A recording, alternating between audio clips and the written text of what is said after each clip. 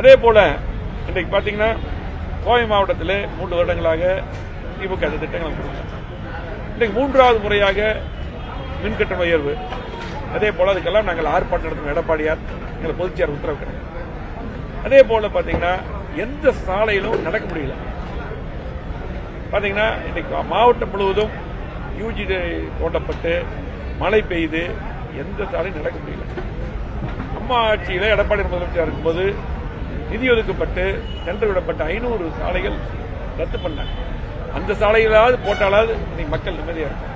ஆகவே இந்த அரசு வேகமாக அந்த சாலைகளை சரி செய்ய வேண்டும். அதே போல வீடு கட்டட அனுமதி கட்டணம் பாத்தீங்கன்னா 2 மடங்கா உயர்த்தியிருக்காங்க இன்னைக்கு எல்லா மாநகராட்சியிலும்.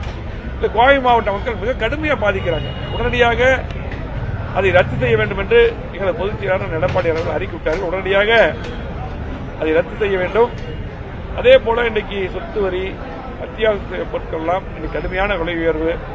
இன்றைக்கு மக்கள் மிகவும் வருத்தம் இருக்கிறார்கள். ஆகவே அதையெல்லாம் உடனடியாக ரத்து செய்ய வேண்டும். அதே போல பாத்தீங்கன்னா இன்னைக்கு முக்கியமான ஒரு பிரச்சனை, இன்றைக்கு மத்திய அரசு மாநில அரசும் இதை செவிசாய்த்து உடனடியாக எங்களது தொழிலுக்கு ஒரு பாதுகாப்பு அளிக்க வேண்டும்.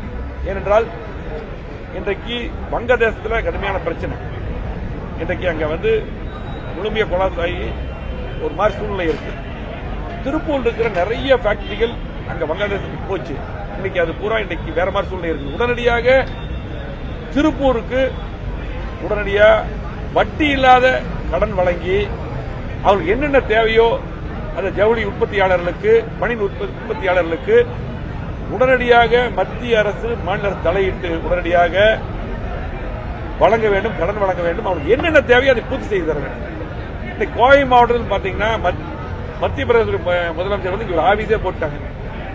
நிறைய தொழில்கள் அங்க கொண்டு போறதுக்கு எல்லாம் முயற்சி பண்றாங்க. உடனடியாக இந்த மாநில அரசு அவங்களுக்கு தேவையான இந்த பீக்கவர் மின்கட்டணம், அதே போல இன்றைக்கு கடுமையான மின்கட்டண உயர்வு, டாக்ஸ், இது எல்லாமே வரி உயர்வு இதெல்லாம் குறைச்சு அவங்களுக்கு என்னென்ன சலுகையை செஞ்சு அந்த ஃபேக்டரி எல்லாம் வேற மாநிலத்துக்கு போகாம இங்கே கண்டினியூ பண்ணணும். அதே போல வேற மாநிலத்திலிருந்து இங்கே கோயம்புத்தூர் பகுதிகள், தமிழ்நாட்டுக்கு திருப்பூர் பகுதிக்கெல்லாம் வர வேண்டும். குறிப்பாக இது சரியான சந்தர்ப்பம். வங்காளதேசத்தில் கூடிய சூழ்நிலை, ஏன்னா இங்கிருந்து நிறைய ஃபேக்டரி அங்கே போச்சு. இன்னைக்கு அதெல்லாம் திரும்பவும் இன்னைக்கு திருப்பூருக்கு வர வேண்டும். ஆகவே 2 அரசுகளும் உடனடியாக நடவடிக்கை எடுக்க வேண்டும் என்று பத்திரிகை வாயிலாக கேட்டுக்கொள்கிறோம்.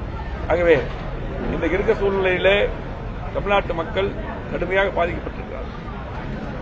நாடாளுமன்ற தேர்தல் என்பது மத்தியிலே யார் வருவது என்பதற்காக நடக்கக்கூடிய தேர்தல். ஆனால் மாநிலத்தில் நடக்கக்கூடிய சட்டமன்ற தேர்தல், வருகின்ற சட்டமன்ற தேர்தலில் கண்டிப்பாக அம்மா அரசு எடப்பாடி திட்டங்களுக்காக கண்டிப்பாக அதிமுக ஆட்சி கண்டிப்பாக மலரும். ஆகவே வருகின்ற தேர்தலில் சிறப்பான முறையிலே தொண்டர்கள் பணியாற்றுவதாக உத்தரவாதம் அளித்துக் கொண்டு சென்றிருக்கிறார்கள். அதே போல இந்த பிஏபி தண்ணீர் விடாம நிறுத்தி வச்சிருக்காங்க. எல்லா பக்கம் மழை பெய்ஞ்சு நல்லா இருக்கு. உடனடியாக இந்த பிஏபி தண்ணீர் இந்த வாய்க்காலை திறந்து தண்ணீரும் வழங்க வேண்டும். ஏன்னா பாத்தீங்கன்னா சூலூர் பகுதியினுடைய மக்கள் கோரிக்கை நம்முடைய சூலூர் சட்டமன்ற உறுப்பினரிடம் கோரிக்கை வைத்துள்ளார்கள், எங்களிடம் கோரிக்கை வைத்துள்ளார்கள். உடனடியாக அதை பாத்தீங்கன்னா அந்த வாய்க்காலை திறந்து விட வேண்டும், தண்ணீர் தர வேண்டும். அதே போல அத்திக்கடவு வளர்ச்சி திட்டம் பாத்தீங்கன்னா இன்னைக்கு இவ்வளவு மழை வந்துருச்சு. இன்னைக்கு 95% அந்த எடப்பாடியார் முதலமைச்சர் போது திட்டம் முடிஞ்சிருச்சு. 95%. 70 ஆண்டுகளாக யாரும் செய்ய முடியாத, யாரும் செய்யாத திட்டத்தை எங்களது பொதுச் செயலாளர் முதலமைச்சராக இருக்கும்போது எடப்பாடியார் அவர்கள் அந்த திட்டங்களை கொடுத்தார்.